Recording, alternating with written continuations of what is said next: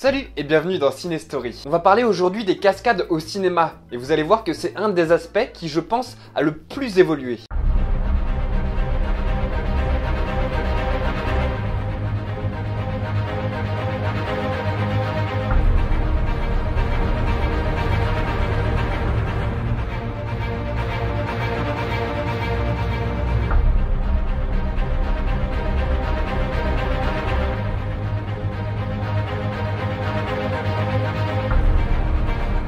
Il faut savoir qu'au début du cinéma, c'est-à-dire dans les années 1900, les réalisateurs n'avaient pas de budget pour payer ces artistes. Et en réalité, peu importe, puisque tout le monde se bousculait pour participer gratuitement au tournage. Les premiers cascadeurs étaient des artistes issus du cirque, des acrobates. En fait, à cette époque, ce métier n'existait pas en tant que tel, et il faut remonter aux alentours de 1903 pour distinguer la première cascade ainsi que la première doublure cascade au cinéma. Et je précise que c'est dans le film Le vol du Grand Rapide, tourné aux États-Unis. On trouve dans les registres de tournage le premier salaire officiel pour un cascadeur en 1908 sur le film Le Comte de Monte Cristo, où un acrobate a été payé 5 $.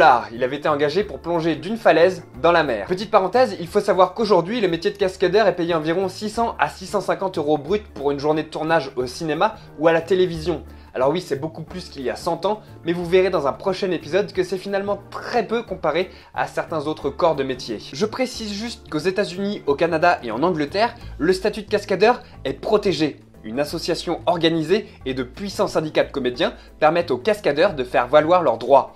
Ce qui n'est pas actuellement encore le cas en France. Retournons dans les années 20. À l'époque, on n'était pas seulement cascadeur, on avait plusieurs casquettes. Acteurs, réalisateurs. Les premiers grands acteurs cascadeurs connus sont Buster Keaton, Harold Lloyd et Charlie Chaplin.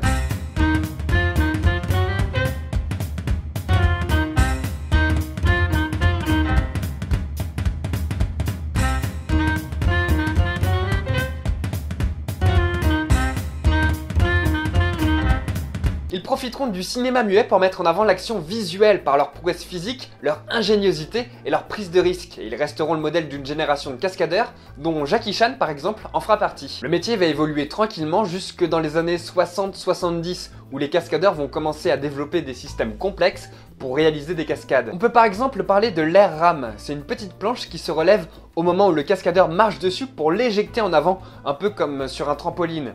Et c'est assez impressionnant parce qu'en général, ce sont des sauts sans câble pour amortir la chute. L'atterrissage se fait donc le plus souvent sur des matelas. Il y a aussi l'airbag, et là on rigole plus. Quand le cascadeur doit faire une chute de plusieurs mètres, voire plusieurs dizaines de mètres, vous pensez bien qu'on doit penser à l'atterrissage.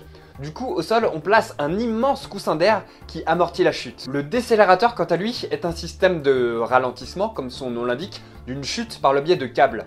Ça permet de sauter sans airbag pour amortir la chute, ce qui offre la possibilité de filmer de haut en bas, du coup. Je précise que ce procédé a été inventé par Dar Robinson, et on va parler 2 minutes de lui. C'est un acteur et cascadeur américain qui a battu plusieurs records du monde, par exemple celui du saut d'un hélicoptère le plus haut du monde, de 95 mètres sur un airbag. Et comme beaucoup d'autres, il a trouvé la mort après une cascade ratée. Il était à moto, il a freiné trop tard, et il a fini sa course au fond d'un ravin. Et pour l'anecdote, le film L'Arme Fatale lui est dédié avec la mention « Ce film est dédié à Dar Robinson, un des meilleurs cascadeurs de l'industrie du film ». En fait, au cinéma, les cascadeurs vont repousser les limites et prendre énormément de risques. Par exemple, lors du tournage du film Harry Potter et les reliques de la mort, David Holmes, la doublure de l'acteur principal Daniel Radcliffe depuis le premier film, répétait une scène de vol, une des plus dangereuses du film, dans laquelle il était sanglé à un harnais et propulsé dans les airs. Malheureusement, la chute ne s'est pas passée comme prévu et il a été propulsé en arrière en se brisant le cou contre un mur. La cascade était conçue pour reproduire les effets d'une explosion.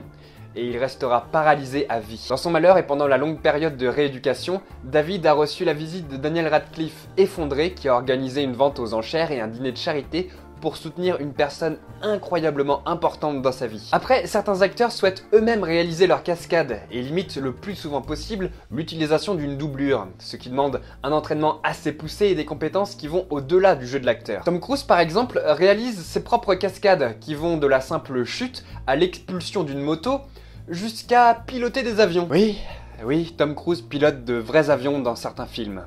Mais non seulement il les pilote, mais pour le tournage de Rogue Nation, il a réellement couru sur l'aile d'un avion en train de décoller à plus de 300 km/h. Les câbles qui le maintenaient, en vie entre autres, ont ensuite été effacés en post-production. Il a ensuite escaladé la plus haute tour du monde dans Mission Impossible Protocole Fantôme, mais en sous-estimant la force des vents qui le plaquaient contre les vitres.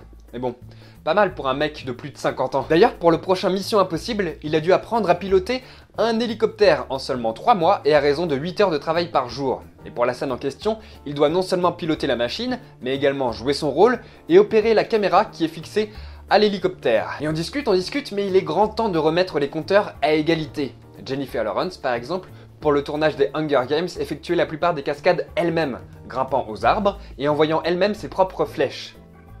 Pas si évident. Tout comme Angelina Jolie qui depuis Tomb Raider a enchaîné les films d'action avec néanmoins une grosse frayeur sur le tournage de Salt où elle a terminé à l'hosto après s'être cogné la tête. À ce propos, elle a même dit « Assurer moi-même les cascades me procure une dose d'adrénaline incroyable. Mais il faudrait que je me calme, sinon je vais finir en 1000 morceaux. » Vous allez croire que j'ai une dent contre le cinéma français, mais pas du tout. C'est juste que depuis les années 90 et Jean-Paul Belmondo vieillissant, les productions françaises sont devenues frileuses à l'action, préférant les comédies qui remplissent plus facilement les salles. Et à part les productions de Luc Besson, les films d'action français chaque année se comptent sur les doigts d'une main. Mais ouais, quand on regarde le box-office des films français, qu'est-ce qu'on remarque ? Ça risque d'être un peu compliqué d'avoir des cascades dans Intouchable. Ah, c'est une blague. Ben oui, c'est une blague. Ah, c'est une blague. Elle est bien quand même. Très bonne, c'est une très bonne blague. C'est une vanne connue. Tiens, il y a pas longtemps, c'était les Césars et les Oscars. Vous remarquerez qu'il n'existe pas de telles récompenses pour les cascadeurs qui parfois risquent leur vie pour seconder les acteurs mis en lumière. Alors d'aucuns diront que le problème de la catégorie meilleur cascadeur, c'est que le boulot de cascadeur, par définition, c'est d'être imperceptible et de donner l'illusion qu'il s'agit de l'acteur. Sauf que pardon, mais il existe l'Oscar des meilleurs effets visuels. Et ne dit-on pas que les meilleurs effets spéciaux sont ceux qui ne se voient pas ? Eh oui. Moi je serais plutôt pour un Oscar des meilleures cascades. Et en France, comme j'en ai déjà parlé dans l'épisode sur le doublage, il pourrait y avoir une catégorie au César pour les doubleurs, grâce à qui on peut voir tant de films. Et toi ? T'en penses quoi? Voilà, j'espère que ça vous a plu. Si vous voulez m'aider, partagez cet épisode, c'est très important. Et je suis toujours preneur du petit pouce en l'air qui motive même quand on fait 22 vues. Allez, bisous les petits potes.